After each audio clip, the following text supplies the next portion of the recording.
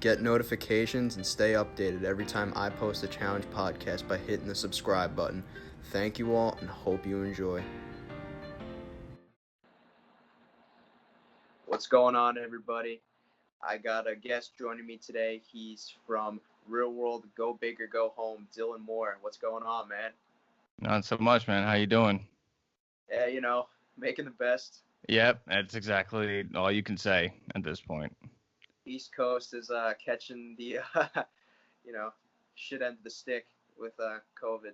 So I think it's pretty much everywhere. I mean, more so just because the East Coast has more people, but I mean, just everywhere. I got people in LA that are saying they're shutting the whole city down again, and they're not even expecting to open up restaurants inside for another year or whatever. So it's like, oh, okay. Well, at least, in some places over here, like in where I am in North Carolina, it's fine. It's as fine as it can be. You know what I mean? It's not Montana where they don't even know that there's a pandemic going on, right? But it's also not New York City, right? So it's all right. Yeah, you got a bunch of places, Texas, Arizona, LA, just to name a few that, they didn't really go through the whole process of, stages, whereas, like, they kind of just were like, all right, guys, we're reopening. But, like, where I'm at least, we took, like, kind of, or we're taking a strategic approach in, the stages. Like, we had a stage 1, and we're, I think we're currently in stage 2 or whatever it is. But yeah, we just got pushed back 5 weeks. Wow. So stage 3 was supposed to be like gyms, bars, shit like that, but that just got pushed back 5 weeks. So, and they'll probably still extend it after that too. So, I don't know. I think it's a lot of politics are involved as well. It's something that it's we don't know. It's just all speculation. Like, oh, maybe. I mean, I heard some people saying as soon as the election's over, COVID goes away. You know what I mean? Like, just conspiracy bullshit going around.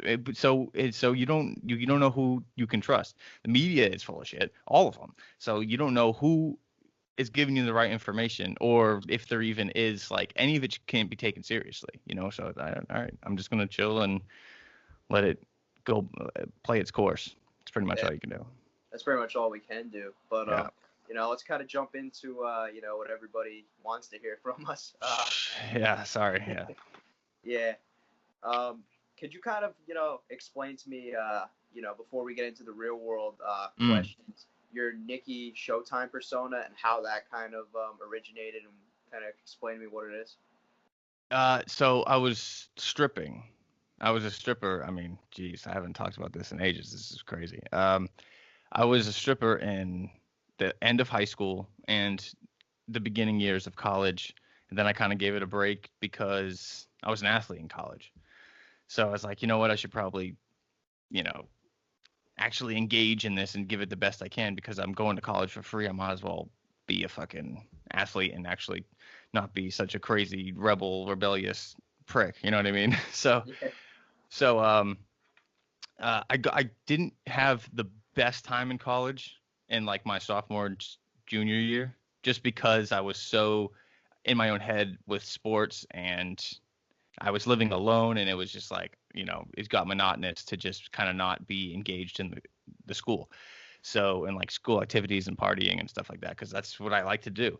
So I noticed that as soon as I the switch kind of happened when I turned 21. I was like, okay, well, it's kind of no holds barred now. And then, one thing led to another, and I was like, I think I should just kind of go full-fledged into this thing again. So I started stripping, doing sororities, doing house parties, house calls, whatever, bachelorette parties again, and it was pretty good. I mean, it completely reshaped the way I thought about college, and I kind of like found this new, found love for college, and I had always been called Showtime, because the reason why I got that name was because I was roommates with this guy, and he was a dancer, and I was like, okay, I can fight. If you can dance, I can dance. You know what I mean? You're not a better athlete than me. Fuck that, right? So he introduced me to a guy, and this guy's absolutely out of his mind. I mean, he was a motorcycle rider, and he crashed his bike. He was in a wheelchair, still showing up to strip in a wheelchair without the use of his legs. so so this guy was absolutely out of his mind. He lived under a bar, but long story short, he brought me along to a show, and he was like, I kind of just want you to just catch the vibe to see if this is something you would want to do.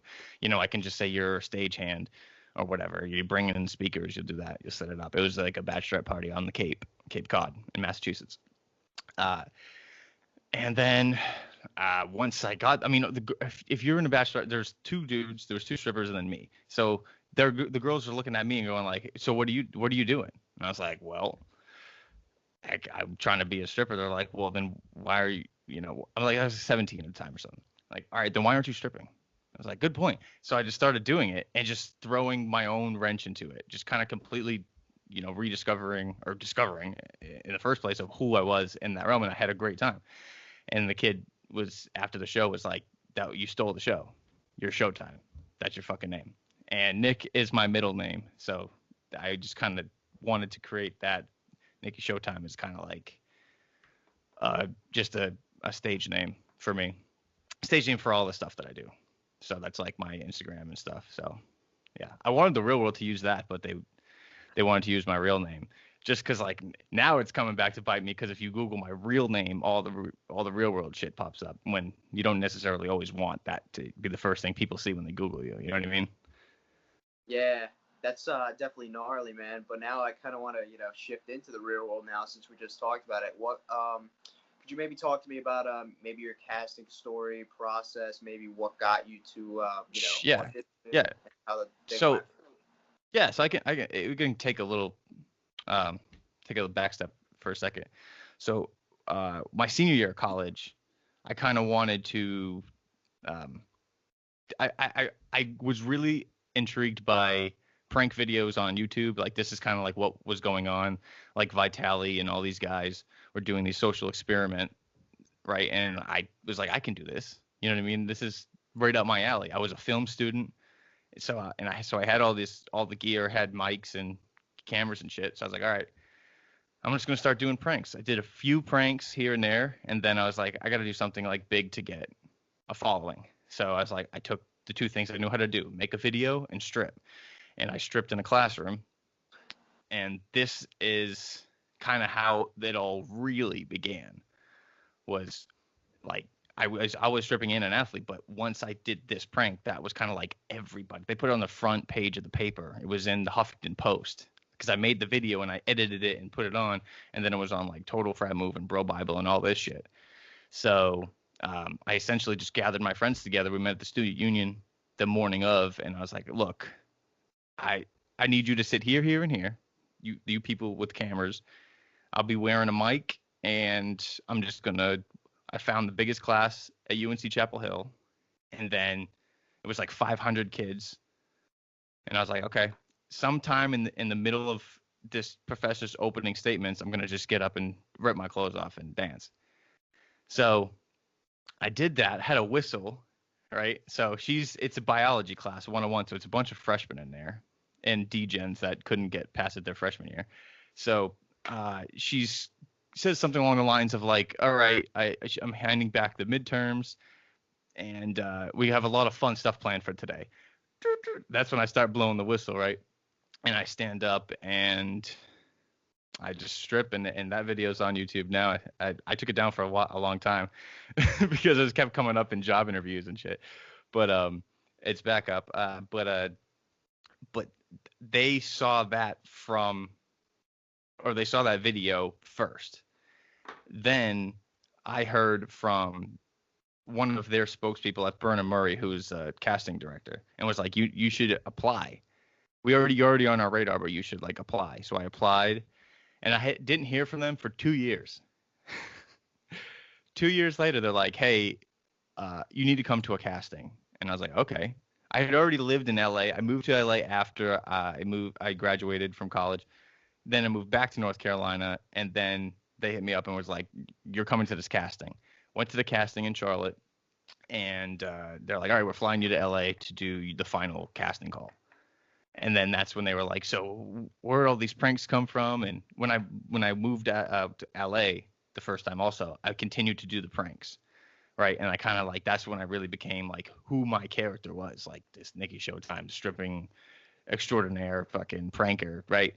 Um, and then I was actually kind of settling down a little bit, and then they called, and I was like, oh shit, I had like a real job and everything, and I was like, all right, I guess I'm gonna go do this. I was 24 when I went on the show. I turned 25 actually the week that I got there, so I turned 25 on the show, and that's how like that process happened.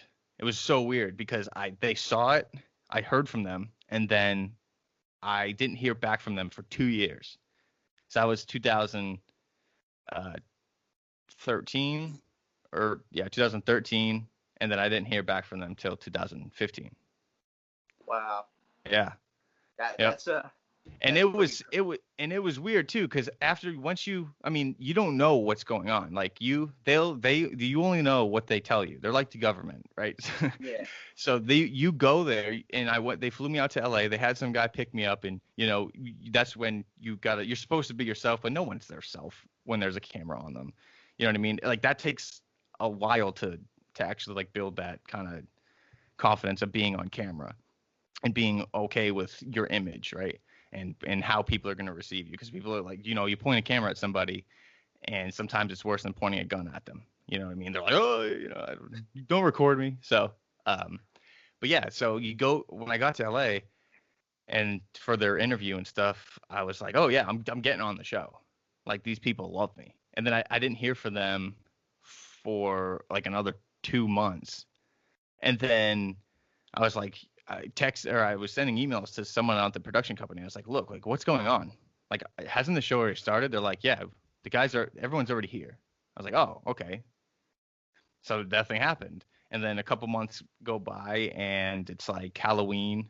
And then like a few days after Halloween, it was like the start of November, and I got a call from the main producer, and he was like, hey, are you ready? Ready for what? Who's this? Hey, this is so and so from MTV. Can you be on a plane in like 24 hours? What? Who? Like, what are you talking about? You're coming to Vegas. We're gonna put you on the show, but there's only like 5 weeks of filming left. Yeah, well, are you coming or not? I was like, sure, I guess. So I just got up and left, and that's how that brings us to the real world. Yeah. So that's a pretty gnarly story, because it sounds like maybe when you first initially auditioned, that was maybe like even 2 real worlds before, eventually maybe getting the call to go on the show that you did go on. Yeah, I mean, like I said, a lot of this is kind of like, it's not political, but they can sometimes they choose people based on who they are. You know what I mean? Like I know Dean knew somebody in casting, right? So like he wasn't. I don't know about any of the other cast members, but I don't think everyone that goes on that show is legit. Like just crazy, like just like a crazy person. Like they pick these people, you know what I mean? So sometimes, like in my case, they saw something that they already found me. I think they didn't find me at a casting. You know what I mean? Like they reached out to me, right? And was kind of like, hey, you're not a shoo-in, but you're gonna be kind of sent to the top of the pile. So they kind of find you first. Especially it's easier for them now, I'm sure, since everyone's a content creator. Everyone's posting their own videos. Everyone has a podcast now. So I'm sure they probably don't even need castings anymore. Like they can do casting just by going on Instagram. Hey, look at this crazy kid. Let's bring him. Come on, whatever. But so yeah, that's how that happened. It's crazy, man. Yeah, 2 years. 2 years. Yeah. It's like they randomly found me at, you know what I mean, at the bottom of some pile that they forgot, you know what I mean, that they told me to do. Like, hey, you should do this. Okay. So what now? You just hang out and go be an idiot in Los Angeles. Okay, see ya. So yeah. Yeah. Did or was it explained to you, that you were coming in here as the 8th roommate? Like, how or why did it happen that way that it did? No, they didn't tell me anything. I didn't know what was I mean, to be honest, I'm not a reality TV show fan. I don't watch any reality TV. I knew of The Real World because that was like the first reality TV show. You know what I mean? But as far as like being a fan, I wasn't. So I didn't know how these shows work. So I didn't know what to expect going in. And then I'm in the middle of the desert. Like they get me in a van, like a blacked out van. They're like, all right, so chill in this hotel. Tomorrow someone will be here to pick you up. This is when I flew into Las Vegas. So, all right. The next morning, I wake up. Some guy picks me up in a van. We're driving out to the middle of the desert, and the same guy who called me to tell me to get on the plane comes into this like I was in like a trailer in the middle of the desert, right? And I hear a bunch of people walk by. It was the film crew, but this had no windows. I couldn't tell, but I could hear them because I heard a bunch of bullshit, you know. And then the producer comes in. He goes, "Hey, are you ready?" I was like, "Yeah, yeah, of course. Why am I sitting in this trailer in the desert?"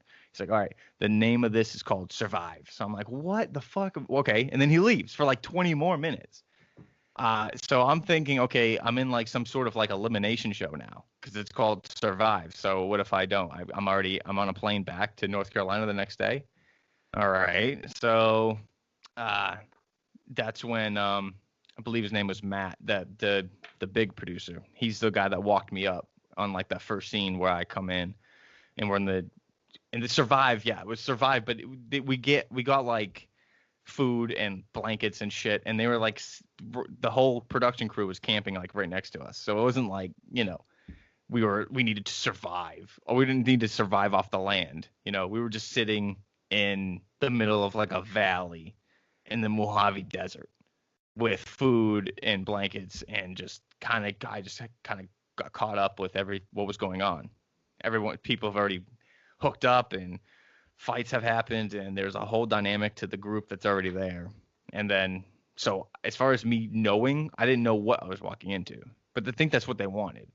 But what sucks for me, and I don't know how it worked when when the original crew got in, but they don't tell you anything. They don't tell you a single thing. So like I don't this definitely wasn't on the air, but that day or the day after, I was talking to Jenna in a casino when we got back from the desert, and I was like, I think they want us to like start talking. And one of the producers pulled me aside and was like, she was like, don't fucking say that. I'm like, well, what do you want? All the cameras are pointed at me and her. So what does that, so what does that say? You know what I mean? It's kind of like them saying they want you to do something without telling you to. So it's directed. I wouldn't say that it's not scripted, but it is directed. It's guided. You know what I mean? Like the camera crew is listening to people talk to them. Hey, if you put the camera on this person, they're more bound to do something. So you can follow the story while you're in the house, kind of. You know what the dynamic is. Yeah, that's definitely an interesting perspective on things. What about your experience though? It was awesome. Oh, dude. It was every night. I mean, a lot of people don't. I mean, I don't know if they heard this, but like the cameras don't really come out until you start drinking, and that you start drinking at like 8 in the morning every single day. They don't show it. When they are bringing you through casting, they want to see all your most degenerate behavior, right? So I sent them photos of me like doing body shots, me doing like keg stands, chugs, all kinds of shit. But then when I got there, like I said, they didn't tell me a single thing. So I'd be like, "Hey, cameramans, watch how fast I can drink this beer," and then he'll like pan away. He doesn't want that. So they don't want to actually promote drinking, but they want you to be highly fucked up the entire time. That's what they want, right? Because that's when you're going to be acting the most raw. You're going to be acting the most primal, and you're going to be fighting people and arguing and making horrible decisions. So pretty much as soon as we wake up, before we even eat, we're pouring shots and drinking a whole thing of beer like this, because we had like an infinite tab at one of the bars in Vegas. So we would go to this bar and then just fill up these like mini kegs full of beer, and then bring them back to the house. So we didn't have to spend any money on that. But but everything else was covered pretty much, unless you wanted to like buy something like a material thing. Like if you wanted to buy a T-shirt, you'd have to, and they give you $300 a week, which isn't much, but when you don't have any expenses, you know what I mean? So we were buying like clothes and stuff, but yeah, I mean, every night we're going to a party, we're going to a pool party, we're going to a cocktail party, we're going to a club, We're going to a club casino in a completely decked out like party bus van with bars with a bar in the back. You know what I mean? So it is really, really, really cool. Like even if you don't like the people you're around, it's a fucking awesome experience. Wow. Oh yeah, right. Yeah. Although, like I said, it really is kind of at your own expense because you got to just make sure that whatever you do afterwards, I can't stress this enough. Whatever you do afterwards, make sure that they know ahead of time, like your story. Because I can't tell you, I've had like 5 jobs since that, and then every time it's like, hey, what was this? I was like, what do you mean? So like, you know how you work here, right? Yeah, yeah. So I Googled you, and is this you like puking into a toilet on national television? Like, yep, yep. You know what I mean? So Yeah. you just gotta be careful. Like if you want to work in like the corporate realm, you probably shouldn't do that show. So just kind of have, and a lot of people that go on the show are like 21. So you just like, you gotta make sure you really want to do this. Like if you're really about that lifestyle, then you can go on. But man, yeah, sometimes Well, it can come back to bite you. we see some people, now kind of have, made that their thing, being on TV. I don't know how familiar you are with the name Johnny Bananas. He's basically Of made like, course. Yeah. even Kayla from your season. She's become somewhat of a mainstay now Mm. on the, going on the challenges. Mm-hmm. Yeah. I actually have a really cool story about oh shit, what's his name? Is it JT or JD? From The one that's synonymous with bananas and all them. Is it JT? The big guy. CT. Oh, sorry, CT. Yeah. I can never remember his name. So I have an amazing story to tell you after this one. But so the challenge was in Colombia, like 2 years after I was on the show, and I was brought out because is it sorry CT or TC? CT. CT? Yeah. Chris. Okay. CT. His passport was so worn out that he couldn't get on the plane. So they called me and was like, "Hey, can you hop on a plane like tonight?" And I was like, "Okay." So I hop on the plane, and when I get to Colombia, they're like, "Yeah, the reason we wanted you is because CT couldn't get, filming's supposed to start in 2 days, and CT got held up at customs." So it took it's just a quick backstory. It took me about 3 weeks, I think, to get my passport. All right. Now, this guy got his passport and a new passport in 1 day. So I was in the hotel, like, oh, okay, I'm gonna be the replacement for CT because he can't get on the show. Then I go down in the lobby and there he is. He's there and he's like, "Yo, are you Dylan?" I was like, "Yeah." He's like, "Oh, sorry, you were supposed to be my replacement, but I got my passport just in time. Sorry, so they're gonna be sending you home." I was like, "Oh." I was there for 1 day. I was in Colombia for 1 day, and so he's like, I'm sorry they flew you all the way out here. Come here, I'll like buy you a drink. So me and him sit at the bar, and he's like ordering tons of drinks, and fucking, it's so funny because I called him TC to his face, and I thought he was joking, but he actually got mad that I called him TC because I can never remember these fucking guys' names. TT, TC, whatever the fuck.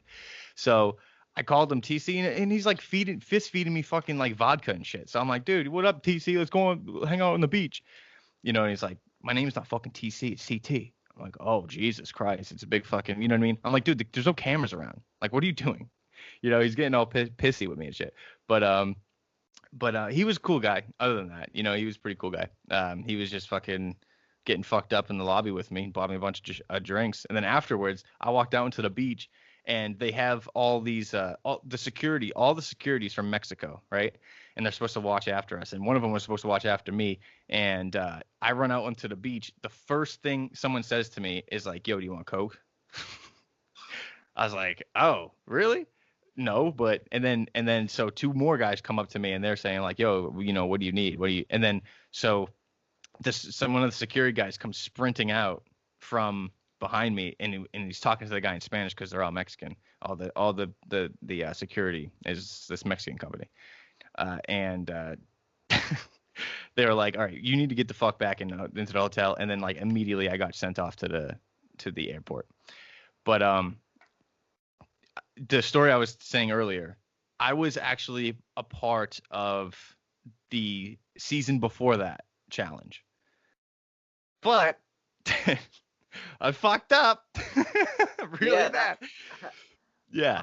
I was gonna ask you because I read that that's the season that you were just talking about where you're coming in for CT was the Dirty 30, but the season before that I've read that you were an alternate, which was Invasion of the Champions when they had like all the underdogs. Like I know that was Kayla's first season. I had no idea about any of that shit. I don't even know I have no idea about the challenge. I'd never seen one episode of the challenge, but they're like, hey, it's in Thailand, but it's so far away, we need to bring the alternates with us.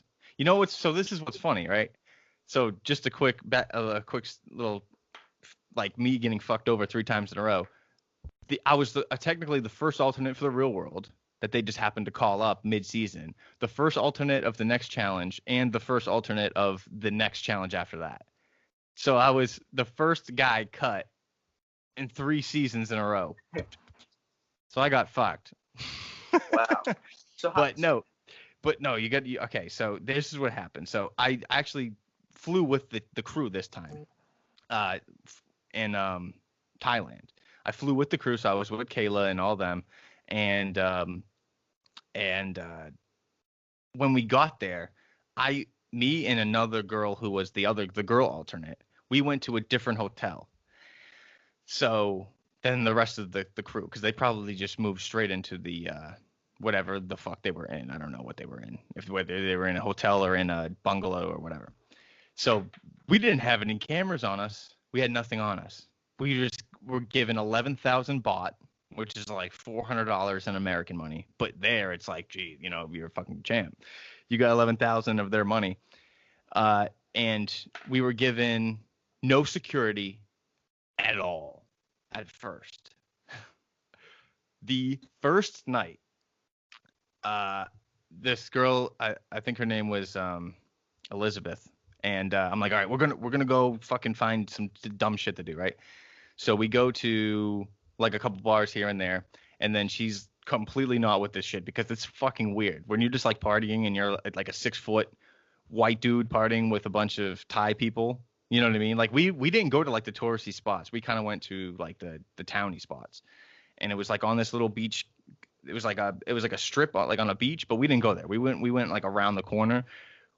It's absolutely crazy shit. So she goes home because I'm fucking shit faced, and I'm like, all right, you know what?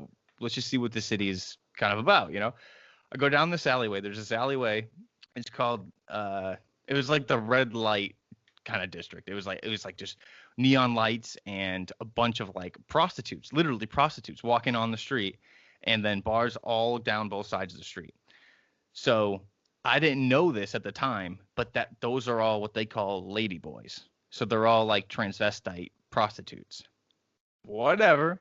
I'm partying with all of them now, I guess. So, and it's kind of cool because you can just like bounce from like bar to bar, and walk in the street, and everyone's like playing games and stuff, and it's a really fun time.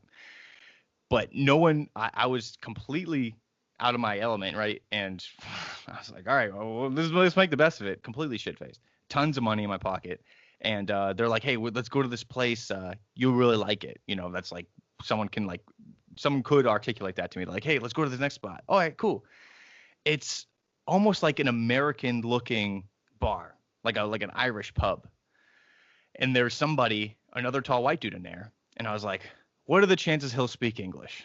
Let's go see. And I have no idea where this dude's from, but he could speak English. Very broken, but he could. So I was like, hey, great. I can communicate with somebody. You know what I mean? So he was like, yeah, let's just fucking line them up. I was like, all right, cool. So we start drinking and shit. And there they don't have like a closing time, right? There's really nothing stopping you back from just keep going. I don't even know what time it is at this point, but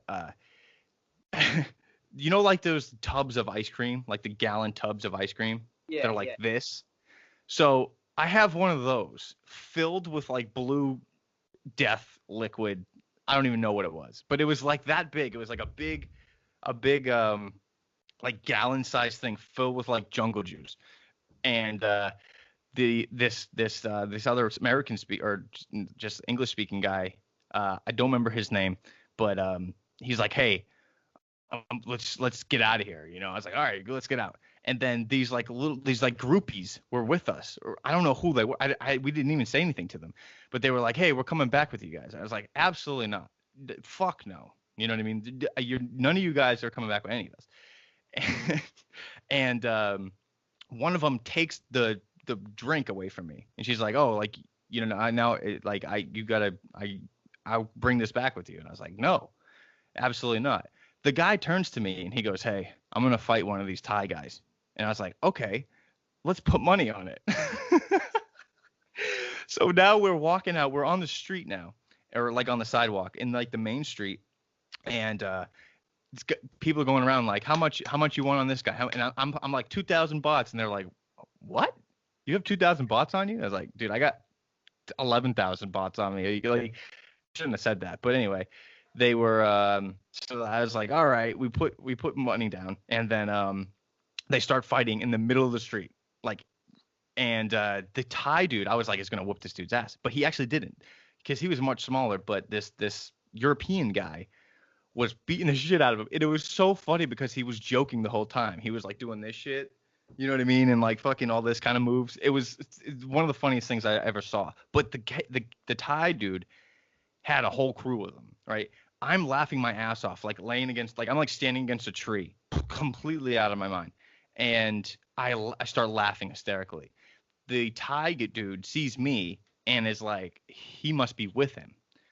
And apparently I look like a pussy or something, because he's like, I'm gonna fight him now. So he runs over, and this is the only time that like a stereotypical instinct in my head worked out for me. I was like, you know what? He's gonna go for a kick.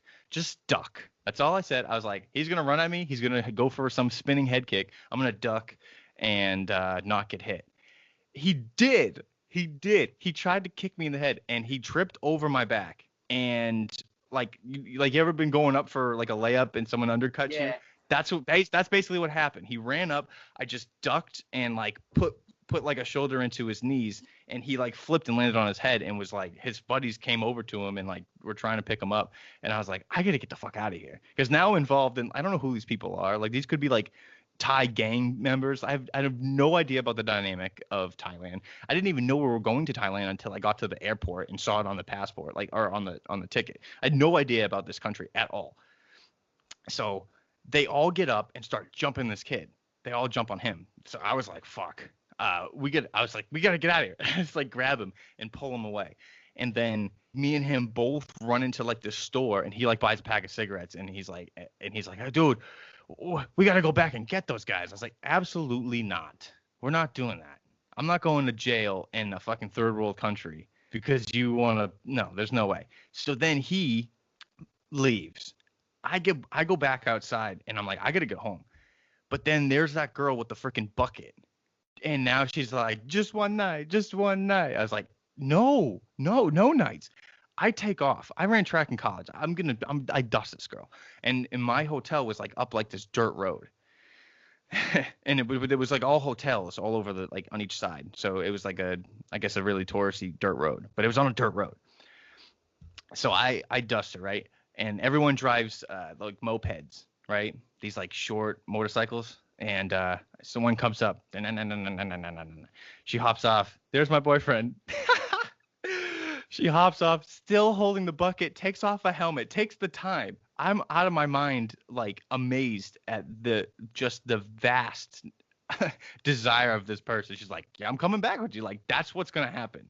I'm like, usually in America, if you say no, that's such a debilitating thing for somebody to hear. It's like, oh my God, I got rejected. I'm going to go home and never talk to anyone again. They're like, fuck that. You can't tell me I'm not coming back with you. So I'm doing everything I can to get away from this person. I hid under a porch, and she found me. I jumped over a fence, ripped my shirt, landed in mud. All up my side is all this completely ruined. My pants rip in the middle, and she's still following me. And I was like, okay, okay, okay. This is my hotel. Come on, come in, right? We go in the lobby. I open the elevator door, and she gets in, and I take it. I book it. It wasn't even my hotel. I just was pretending because I was like, "There's no possible way. You'll never. I can't. You know what I mean? I have a girlfriend at the time. You know what I mean? There's nothing in me that would want this person around me at all. So uh, I take off, and then when I get back to my hotel, I can just hear like running up the street. Just one night, just one night, just one night. I get back to the hotel. My pants are ruined. My shirt is completely ripped and muddy, and I just walk in to the room where the girl Emily was like staying in, and there was like some of the people there that were with the program, and they were like, "Where have you been?" Because you don't have a phone. They take your phone first thing, right? So there's no way for them to communicate with you. So you're just on your own. Like if I had forgotten how to get back, I'd been fucked. But I somehow had drunken recall and remembered how to get back. And they were like, "What happened?" And I straight up told them. I was like, "I'm too drunk right now to lie to you. So I'll just tell you what happened." Got into it, met some people down by the Lady Boys, and then went to the pub and got really shit faced with this European guy who then fought. I lost 2,000 baht on his fight because I didn't have the time to pick it up, because then we started engaging into a street fight. Then I was accosted and chased down by presumably another lady boy prostitute, and had to play hide and seek with her for about 30 minutes, and now I'm back. Then they were like, "Okay, you can't leave here again."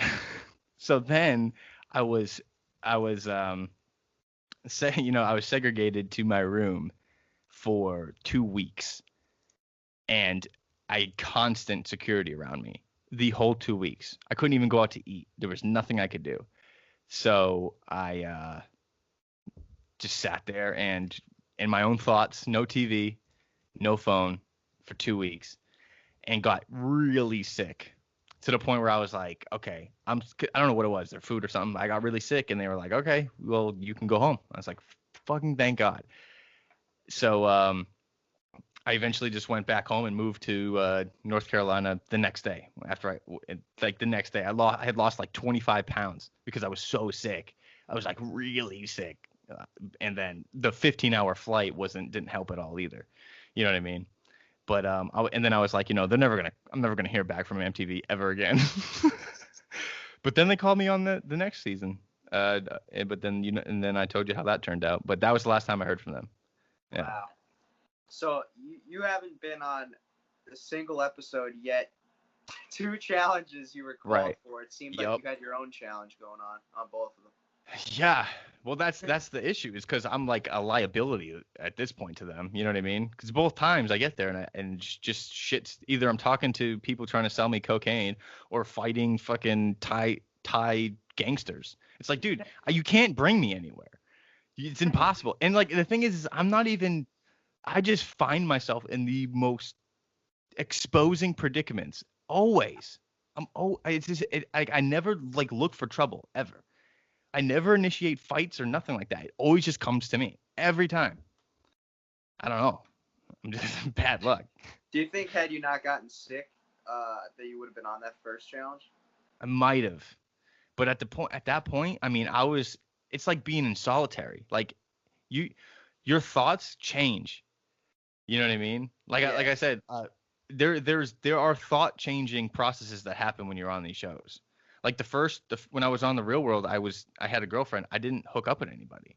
Wow. And there's cameras everywhere, so I'm not gonna like go into the bathroom to like masturbate. So I had no stimulation for like a month and a half, and drunk all the time.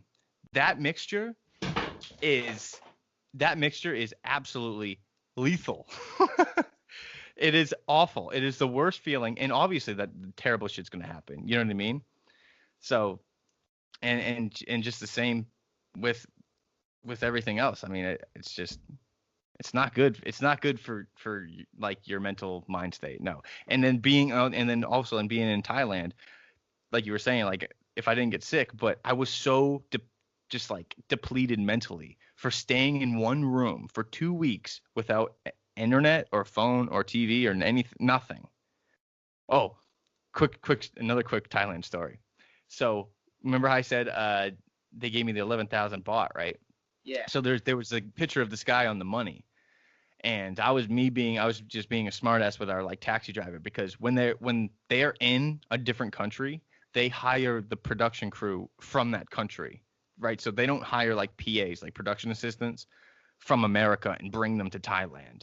They just hire production assistants in Thailand. So we got picked up from the airport by a Thai man. And I looked at the money and I was like, who's this guy on the front of these papers? And he was like, that's our emperor.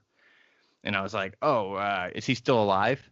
And he was like, yes. And it's very offensive to talk about him. So you could get killed here if you talk about our emperor. And I was like, oh shit.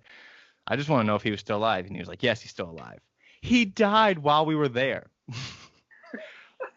If I don't remember his name, but if you look up like the emperor, I think that's the correct word, the emperor of or the dictator. I don't know. It's a matriarchy, or a patriarchy in Thailand. He died sometime in like 2015. I think it was 2015 or 2000. No, it was 2016. And I was there that week, and the same dude picked me up to bring me to the airport. So when I was there for like 2 weeks, he shows up to pick me up from the airport. I ask him about the emperor. He says, don't talk about the emperor. I said, is he alive? And then 2 weeks later, I see him. He goes, yeah, the emperor's dead now. So, I mean, I know it's whatever. I'm sure that guy did some horrible shit to that country. In all patriarchies, it always is like that. But I just thought that was really, really coincidental, because the dude was in power for like 70 years or something, like that one guy. So that's another just completely how ridiculous that Thailand trip was. Just to top it all off, the fucking emperor dies while we're there, after I make a joke about him being alive.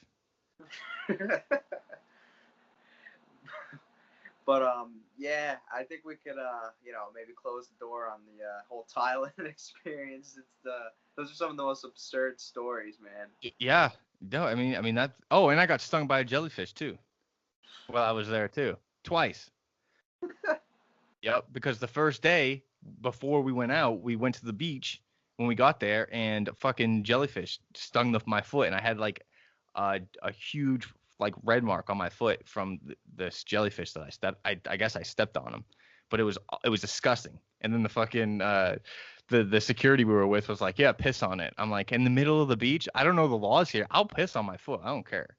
I'll piss right on my foot. But we were in the middle of the beach, so that thing was like inflamed for that whole day and that night too, which was weird, because later that night I could have used that foot to kick somebody in the face, but I just ducked like a bitch. but still ended up winning that exchange, so turned out okay. But yeah, sorry. Yeah, Thailand was weird, man. It was weird. Right. But people kind of want to hear about maybe if and who you might still keep in contact with from the real world season. And I kind of want to ask you myself, what are your thoughts on Kayla are, considering she ended up going on to become a mainstay, sort of? Yeah, no, that's great for her, and because that's what she wanted. She doesn't like. Here's the thing: it's if you're on reality TV, I don't consider you to be like a celebrity, unless you do something that maintains your status as being like a professional at whatever it is. Like Chris, who was on our show, who's now transitioned, and now his or her name is Ammo. I don't know if I'm pronouncing that right, but yeah, I actually had her on my podcast as well. Okay, so she lives like, I don't know, 4 hours from me. So I'm actually gonna go see. We're gonna do a podcast together. Oh wow. So I'm actually gonna take all my gear and go up to Nashville, Tennessee, and we're gonna do that. Just because I think it's important for someone who's like, you know what I mean, like me, like someone who lives in the South, someone who's a straight white person. I want to know, like, because more than not, people who kind of are like me don't know how to talk to someone like that or never experienced someone like that. So I thought it'd be really eye-opening to let that person talk and maybe open some eyes to some people, because obviously there's a lot of prejudice in that against those people, transgenders and stuff. So I even for me, it's like, sometimes you might throw a joke here and there, but it's like I really wanted to kind of open myself up to my own like prejudices and kind of bring that out a little bit. Not still keeping it like comedic, but I'm not going to be like, oh yeah, like, you know what I mean, just full on just change all my views.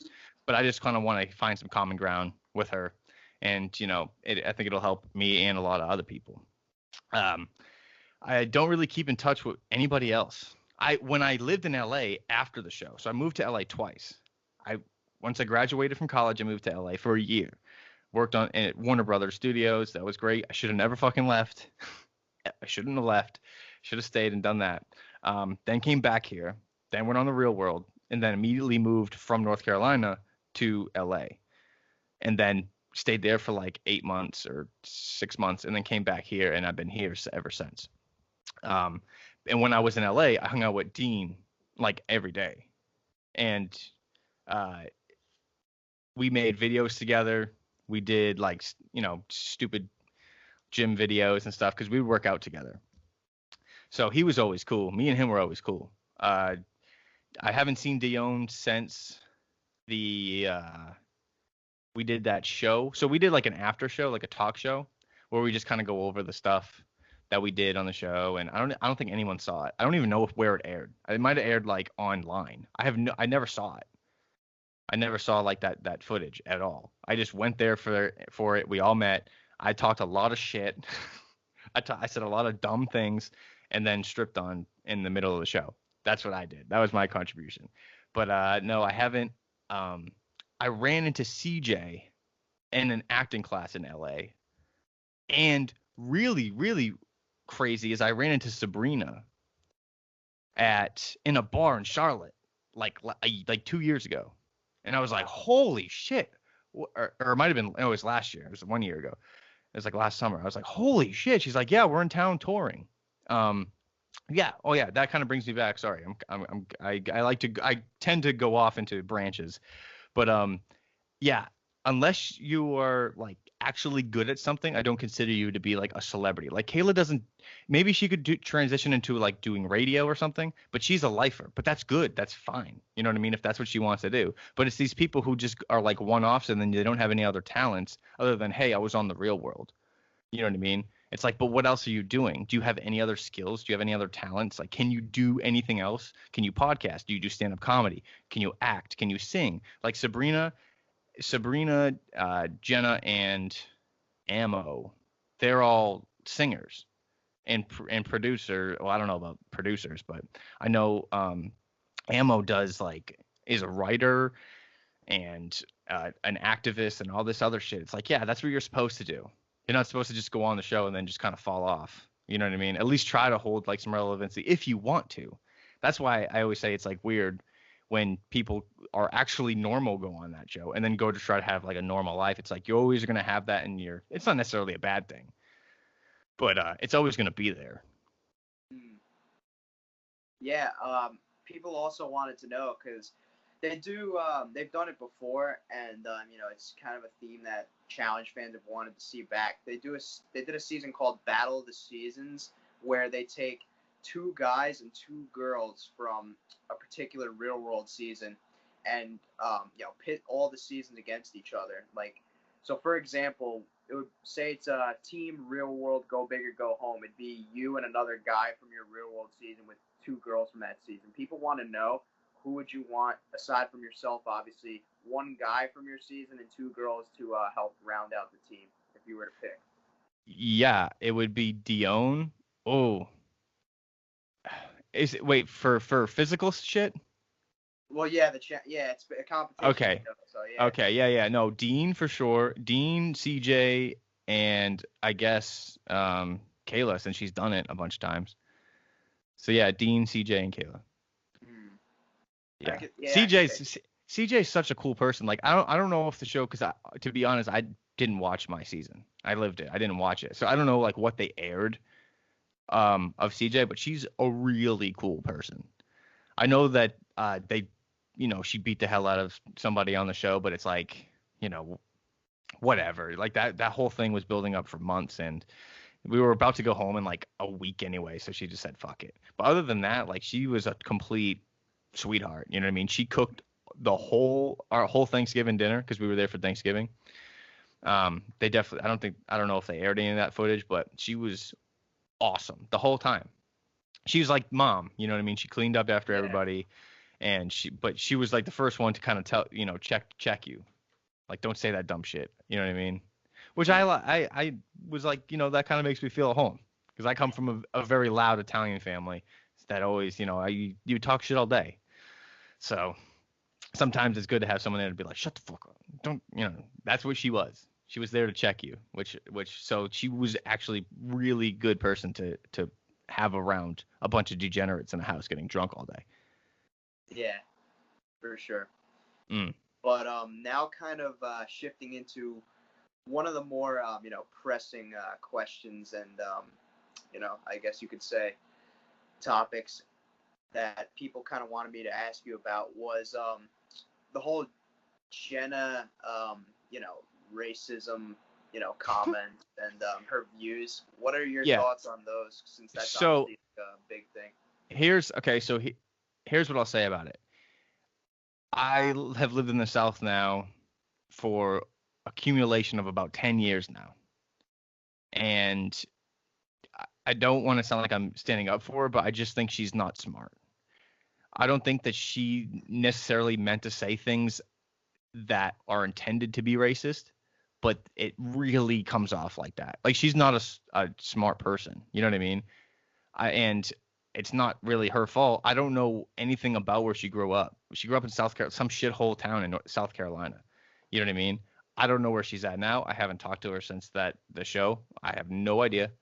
But I don't necessarily think she meant to be racist. She said some very prejudiced things in front of me. Like I said, I don't know the things she said before I got on.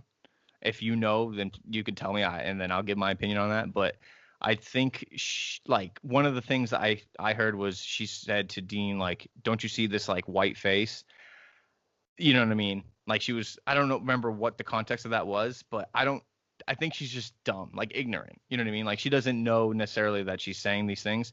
But the reason why she got beat up was because her friend told CJ to go pick cotton. And there's no sugarcoating that.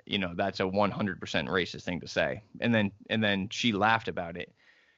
So is she? I don't know. Doesn't she have a black baby now? That's what I heard from the grapevine. Shit. I mean, I don't really keep up with, Yeah, I don't need. I mean, me either. I have no idea who these people are really. You know what I mean? Because here's the thing. Also, it's like once you get, like I told you, people are a little bit different. You get picked because they know you're going to be entertaining in front of a camera. You get these people that come into castings and they're like, "Hi, I'm Kristen. I'm a babysitter. I'm a big fan of the show. Why would we pick you to be on the show? Like what else are you? On my casting call, all I was doing was talking shit to every single person because they put you on a table with like 20 people and they go around, right? And I was just like, fuck that kid, that chick's hot, fuck that shit. You know what I mean? Like that's what I was like being over dramatic, and that's kind of who people are on these shows. Because as soon as we left, right? So they at the end of the season, they're like, all right, get into the vans and we're going to take you to the airport. They don't take you to the airport. They take you to a hotel room, and every single person goes in to the hotel room. So I went in first. The first person that comes in was Chris. And Chris comes in, he goes, dude, what the hell's going on? And me and him had like this big fight or whatever at the end of the season, but that instantly went away once there was no cameras. You know what I mean? Yeah. So as soon as there was no crew around us, he comes up, he's like, dude, what's up? I was like, yo, how you doing? And then we kind of like, that's when we like met, you know what I mean?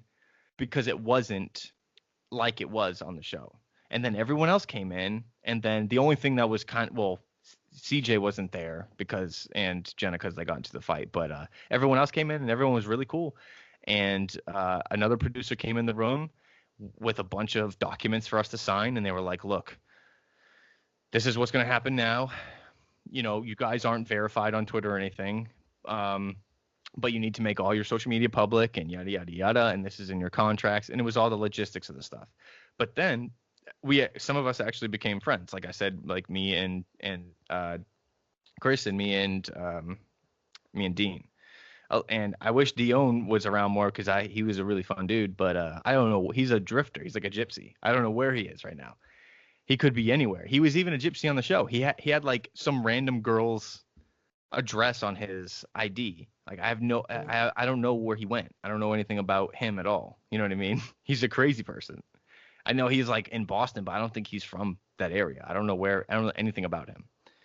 But yeah, people are a little different. You know what I mean? In private. But I just remember that Chris coming in. It was Chris at the time, so that's why I say Chris. Chris comes in. He's just like, "Yo, what up, dude?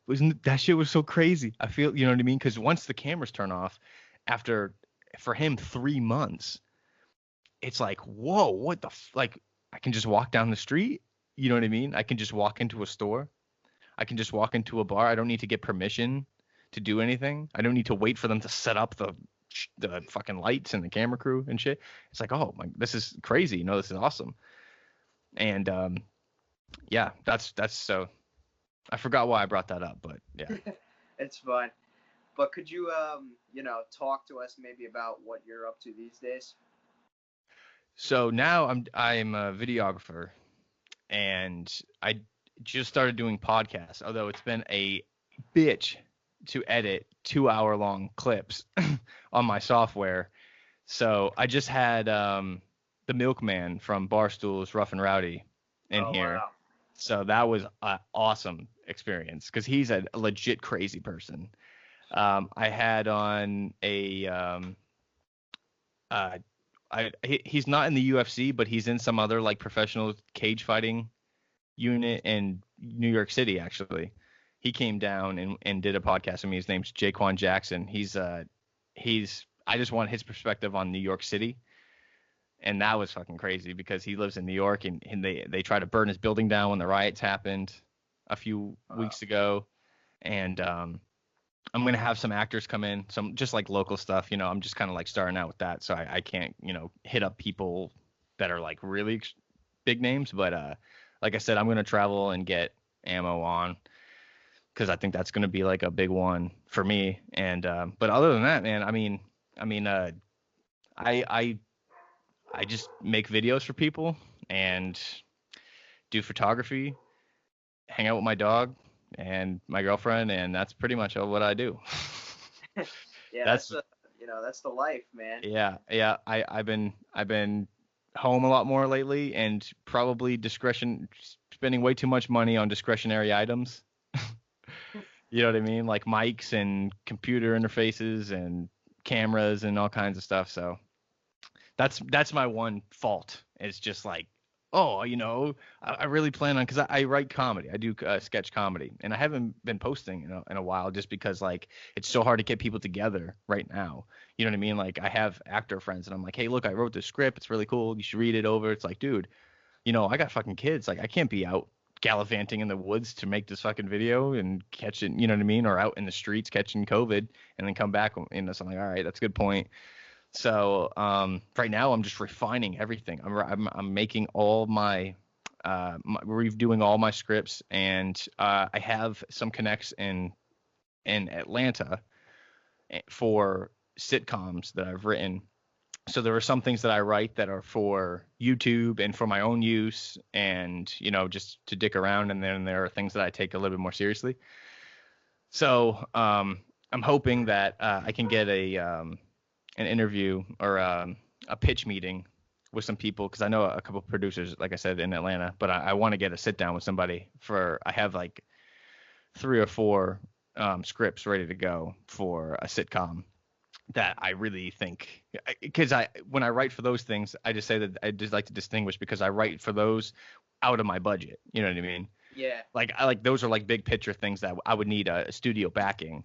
For the YouTube stuff that I write, that's all like I write within my means. You know what I mean? I'm not like, and then there's a huge explosion, because I can't do that, right? So I don't have the means to blow shit up. So, but yeah, man, I'm pretty much just in the studio, either editing, doing podcasts, recording music. Because also that kid that I said that came down, that was a cage fighter, he's also a rapper. So when we were here, we recorded like a whole mixtape. So I'm doing that now, and just independent videography and photography on the side, and that's pretty much it.